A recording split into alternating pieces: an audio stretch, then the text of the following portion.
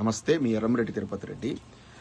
కాంగ్రెస్ యొక్క మాయల పకీర్ల చేతిలో కీలుబొమ్మగా మారినటువంటి కల్వకుంట్ల కవిత గారు ఈ మధ్య కాలంలో పార్టీని ఇబ్బంది పెడుతూ చేస్తున్నటువంటి కామెంట్ల మీద ఇప్పుడైనా స్పందించాలి. ఇన్ని రోజులు కూడా ఆ పెద్ద ఆయన మా యోధుడు కేసీఆర్ గారి కూతురు అనేటువంటి ఒక గౌరవం ఉండడం వల్ల ఈ కవిత గారి మీద మనం ఏమైనా కామెంట్లు చేస్తే పెద్ద ఆయన మనసులో వచ్చుకుంటుంది, తనను బాధ పెట్టకూడదనే ఉద్దేశంతో ఈరోజు నేనొక్కనే కాదు, పార్టీలో ఉన్నటువంటి క్యాడర్ అంతా కూడా, మొత్తం పార్టీలో ఉన్నటువంటి 70 లక్షల క్యాడర్ కూడా కవిత గారి మీద విపరీతమైన కోపంతో ఉన్నారు. ఎందుకంటే ఇంట్లో ఉన్నటువంటి శత్రువు చాలా వాళ్ళ వల్ల జరిగే నష్టం అంతా ఇంత ఉండదు. ఎందుకంటే ఎదుటి శత్రువుని ఇప్పుడు కాంగ్రెస్ వాళ్ళు లేకపోతే బీజేపీ వాళ్ళతో మనం కొట్లాడొచ్చు, కానీ ఇంట్లోనే ఉండి అంటే బీఆర్ఎస్ పార్టీలోనే ఉండి పార్టీకి తీవ్రమైనటువంటి నష్టం చేసినటువంటి కవితమ్మ మీద చివరికి తండ్రి కేసీఆర్ గారు సొంత కూతురును బహిష్కరించాల్సిన పరిస్థితి వచ్చిందంటే ఆమె ఎటువంటి దుర్మార్గమైనటువంటి ఎంత నీచమైన రాజకీయాన్ని బీఆర్ఎస్ పార్టీలో పోషించిందో మనము గుర్తించాలి.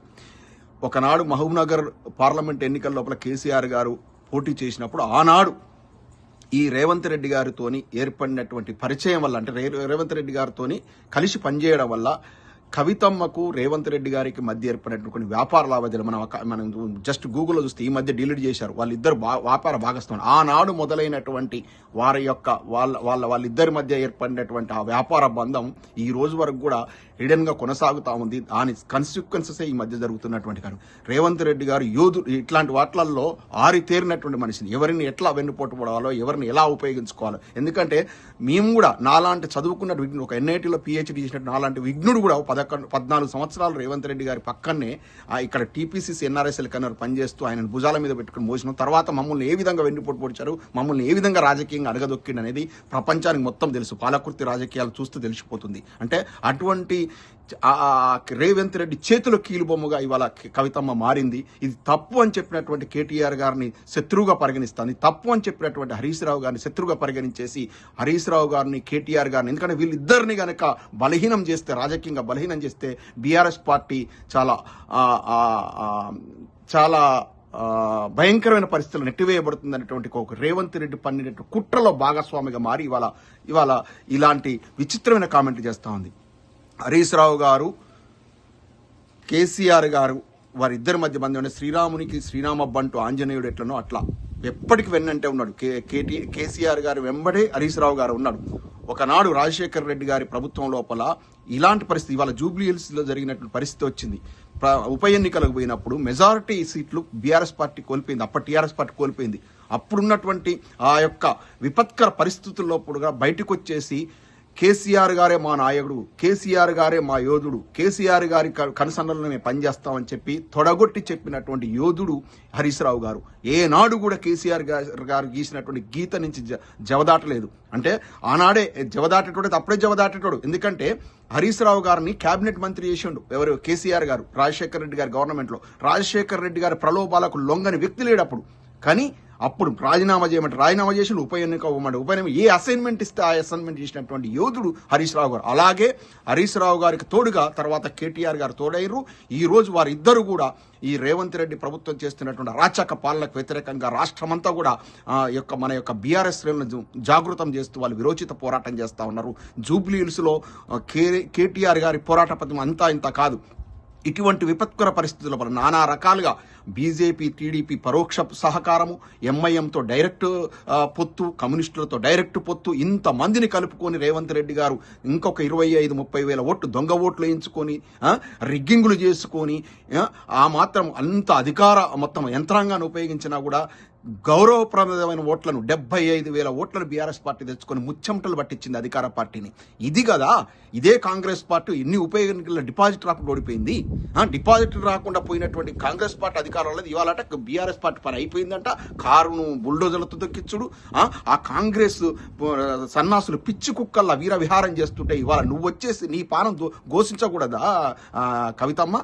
ఇవాళ మా నాన్నను ఇంత ఇబ్బంది పెడుతున్నారే, మా నాన్నను శూలాల్లో పుడుస్తున్నారే, మా అన్నను నాన్నను కేటీఆర్ గారిని ఇలా మాట్లాడుతున్నారే, మా బావ హరీష్ రావు గారు ఎప్పుడు మా నాన్నను వెన్నంటి ఉన్నాడే, వాళ్ళను ఇబ్బంది పెడితే నాకు వచ్చేది ఒకసారి విశ్లేషించుకోవా. ఏముంటుంది, నువ్వు అనుభవించని పదవులా? మీ నాన్నే స్వయాన ముఖ్యమంత్రి, ఇక్కడ 10 ఏళ్ళు ముఖ్యమంత్రిగా ఉన్నారు. ఇంకేమొస్తుంది నీకు కొత్తగా? ఇంకేమొస్తుంది ఇట్లాంటి నీచమైన రాజకీయం చేస్తే? ఏదో సినిమాలో అన్నట్టు కూతుళ్ళ రూపంలో, చెల్లెళ్ళ రూపంలో ఇంట్లోనే శత్రువులు తిరుగుతారన్నట్టు ఇవాళ కేసు కల్వకుంట్ల కుటుంబంలో వచ్చినటువంటి ఒక విషపు మొక్కలాగా తయారైనవు. ఇన్ని రోజులు ఎందుకు మాట్లాడకుండా ఉందాం అనుకున్నామంటే, ఈ పెద్ద ఆయన మనసు బాధపడుతుంది అని చెప్పేసి నాలాగనే పార్టీ లీడర్లంతా కూడా ఇలా ఇప్పటి వరకు నీ మీద ఎందుకు మాట్లాడలేదంటే, పెద్ద ఆయన మనసు బాధపడద్దు, కేటీఆర్ గారి మనసు బాధపడద్దు, హరీష్ రావు గారి బాధపడద్దు. ఎందుకంటే కేటీఆర్ గారు, హరీష్ రావు గారు మాట్లాడలేకనా నీలాగా?